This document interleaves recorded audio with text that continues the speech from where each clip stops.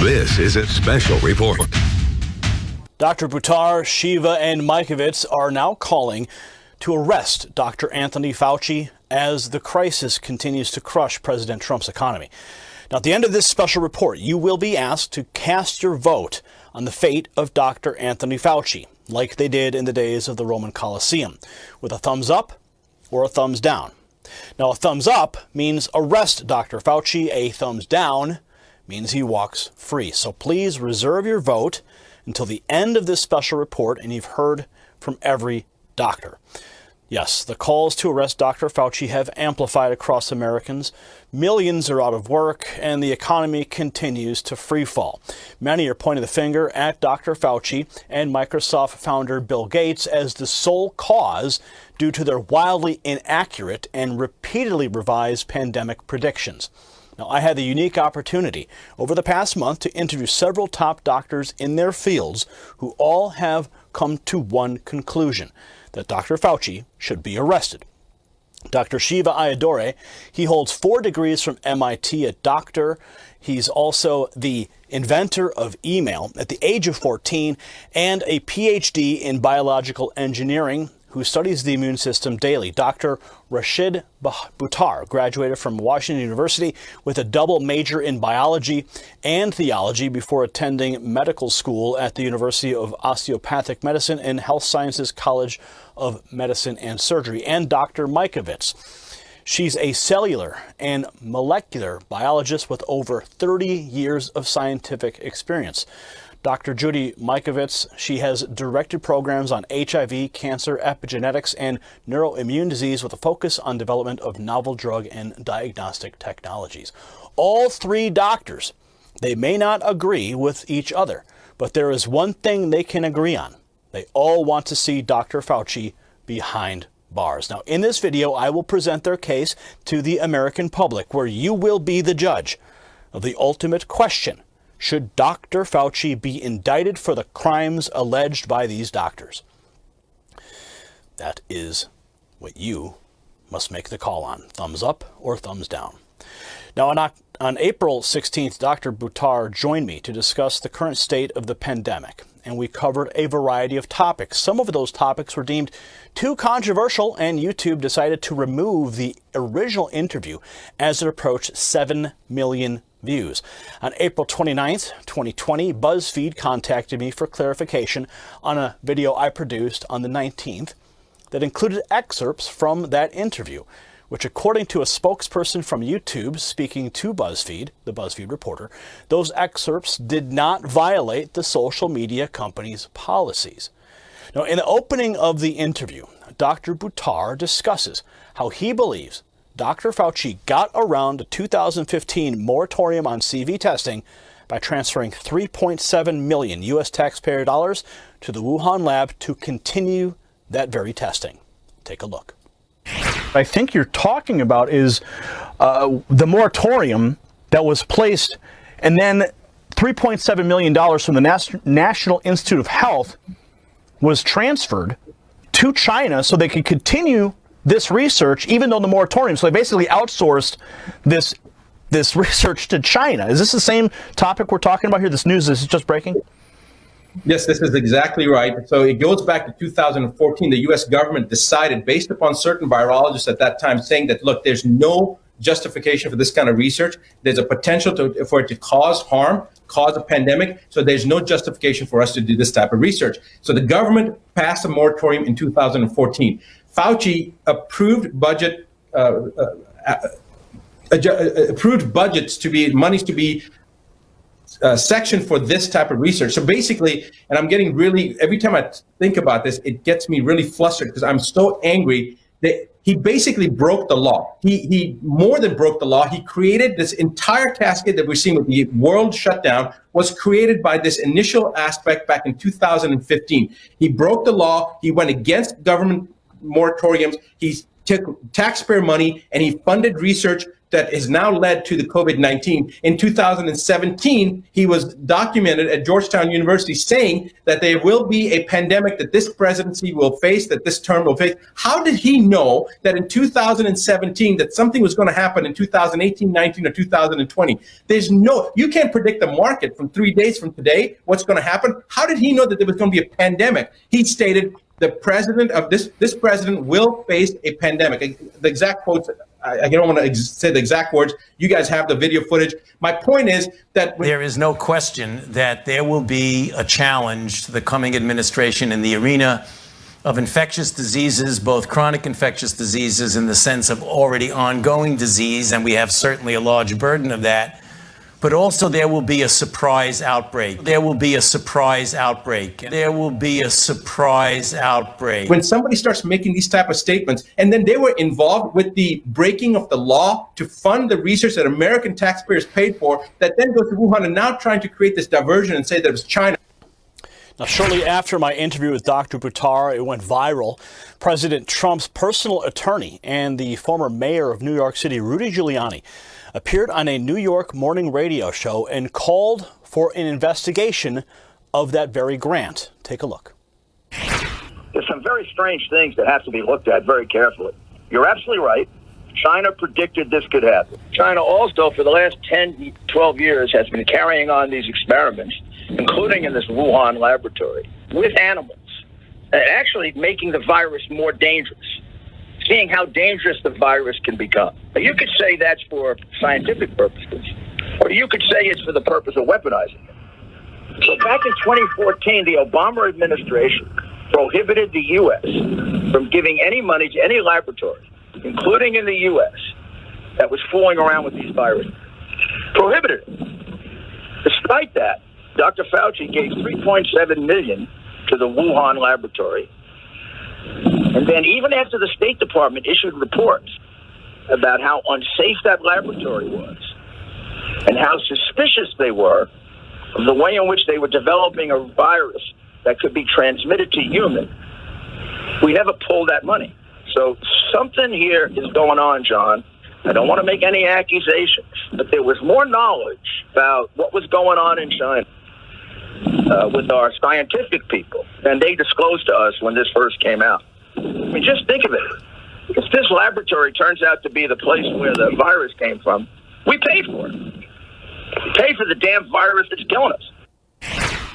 Now, probably the most significant moment once news broke of the $3.7 million grant to the Wuhan lab was when Newsmax reporter Emerald Robinson directly asked the president about that grant. Watch.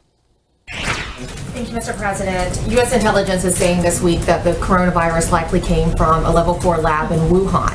There's also another report that the NIH, under the Obama administration in 2015, gave that lab $3.7 million in a grant. Why would the U.S. give a grant like that to China? The Obama administration gave them a grant of $3.7 million. I've been hearing about that. And we've instructed that if any grants are going to that area, we're looking at it literally about an hour ago, and also early in the morning. We will end that grant very quickly, but it was granted quite a while ago. They were granted a substantial amount of money. We're going to look at it and take a look, but I understand it was a number of years ago, right? So you are. When did you hear was the grant was made? 2015. 2015. Who was president then? Yeah, who was president then? Now, all things considered, these are important questions that should be asked and not be silenced. Now, later in my interview, I directly asked Dr. Buttar if Dr. Fauci is responsible for the pandemic because of that research grant. Here's his response. Is Fauci directly responsible for this pandemic because he maneuvered the money, he maneuvered around the moratorium, kept this chimeric research going in China? Is he directly responsible for not just the pandemic, but also the response that's killed the economy, put, 17 to 22 million people out of work? Is Fauci directly responsible? I'm going to say this. I think that I've seen some petitions going around. I know Dr. Shiva said that Fauci should be fired. I think that's the nicest thing that could be done to Fauci. I think he's a criminal. He's broken the law. He's gone against the government. I mean, to me, that seems like it's a traitorous thing to do when the government has passed a regulation and he's at one of the highest levels in the NIH. He's got a directorship at the NIH, and then he breaks the law, he breaks the moratorium, and then funds research against something that could potentially cause harm throughout the entire world. And he's in collusion with the foreign government. Collusion with the foreign government. There you have Dr. Buttar's take. Now, before we look back at the historical record of the alleged misdeeds that led to Dr. Fauci's rise to the top of the United States medical industrial complex, let's take a look now at a clip from my April 9th interview with Dr. Shiva, where he called for the indictment of Dr. Fauci. Take a look.